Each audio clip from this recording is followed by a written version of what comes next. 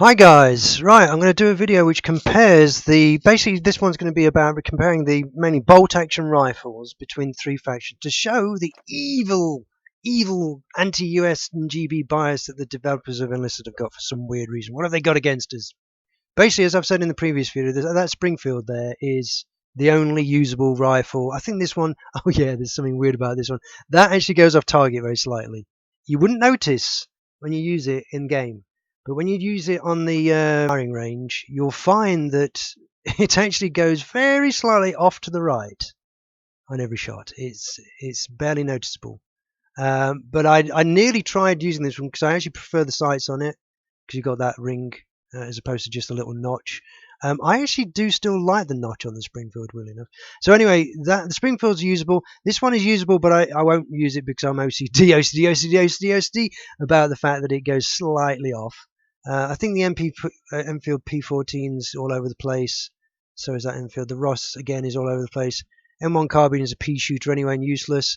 This is the thing, I can go through all these and they're all crap except for that first one. SMLE's got that muzzle climb. The interesting thing is the SMLE with grenade launcher thrower.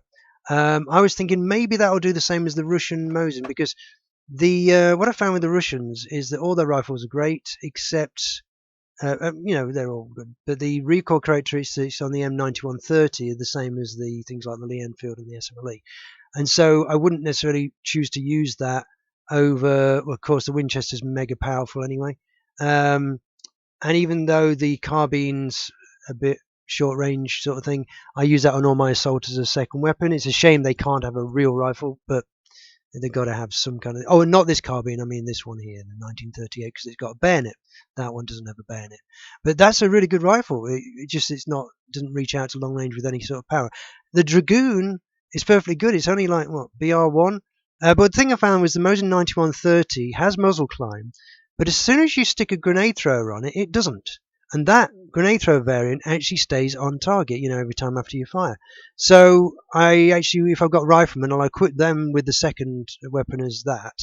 And if I'm using a rifleman BR5, I will actually give them the AVS. And this is another thing I don't get. Why is the AVS 13.2, but the one after it is 12.7? Everyone goes on about the ABT40 being brilliant, but I find the AVS 36 is amazing. And the recoil figures don't match up with reality, because I can't handle the recoil on these semi-automatics at all. I can't hit a thing. With the SVT 38 and 40, I just can't hit anything. And yet with the AVS, I hit everything I aim at. No problem at all. So I'm not saying that every single weapon is great, but the problem is USA faction has got no weapons, pretty much, that are any good. I mean, okay, the M1 Garand is usable. I mean, I've used, as I say, the Lee Enfield, and it's been okay. But it's got that really unpredictable recoil that goes all over the place, which I'm going to demonstrate now. So what I always do is I go over to this nearest because it's close. I crouch down. I get fairly close. Doesn't matter exactly how close. And then all I'm going to do is just going to fire and see which direction it goes from the original shot. And you can see the distance. Oh, that landed on exactly the same place. See those shots there?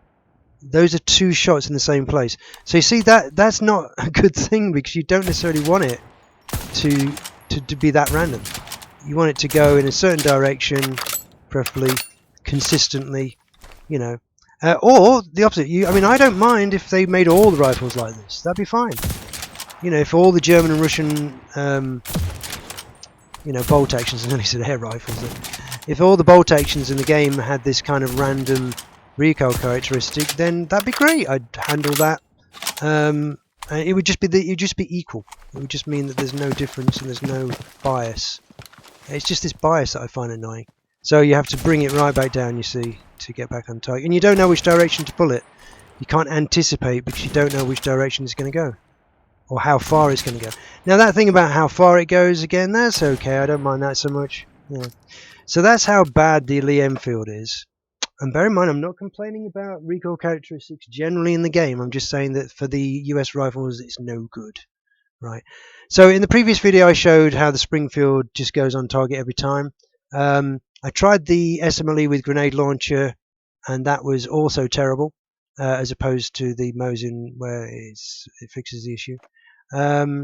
So I can show the Springfield with the grenade launcher, so you can see how basically it still has the handling characteristics. This is the grenade launcher variant.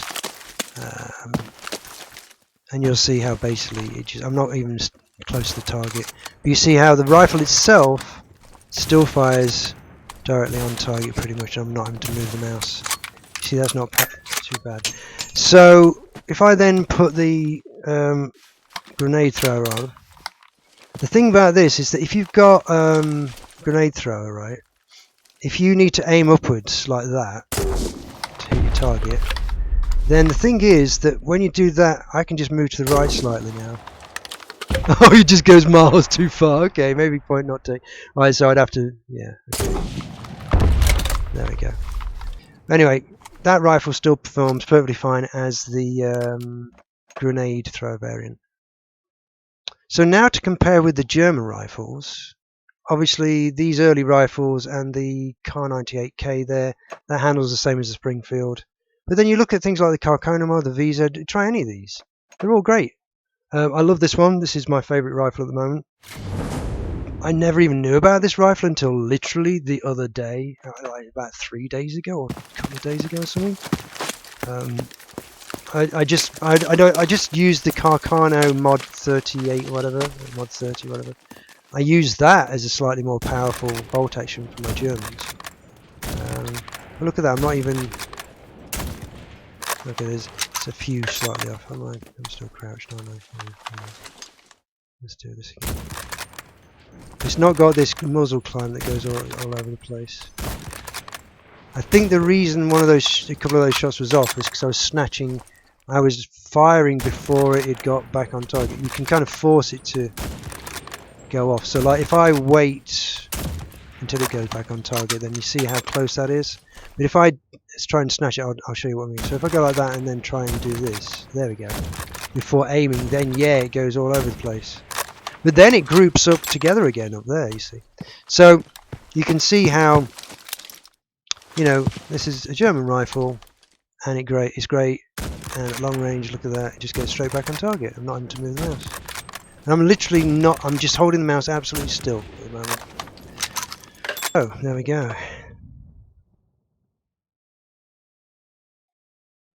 Right, so there's all these other rifles, they're all good. I think the Carcano M1891, that probably climbs a bit. I could try it, see what happens. I still like this rifle in a way, but I prefer the VZ. VZ's actually more powerful than this. What I don't like about this rifle is the actual sights are a bit chunky and look a bit kind of ridiculous. You know what I mean? See what I mean? It's a bit there. Let's see what this does. Oh wow, same thing. Yeah, so that does the same thing. It just goes straight back on target.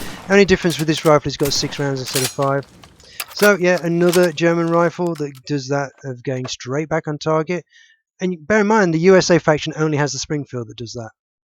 Literally, if you look through the US faction, there's not another rifle that does that. M1 carbine's a pea shooter. The SMLE and the Lee Enfield have got the same. I got a lot of kills in a recent game with the Lee Enfield, did really well with it. So it's not like you can't handle it. It's just that I would have done better even still. There were a load of Germans running over a bridge straight towards me, and I just kept on taking them down, and they just didn't do anything about me.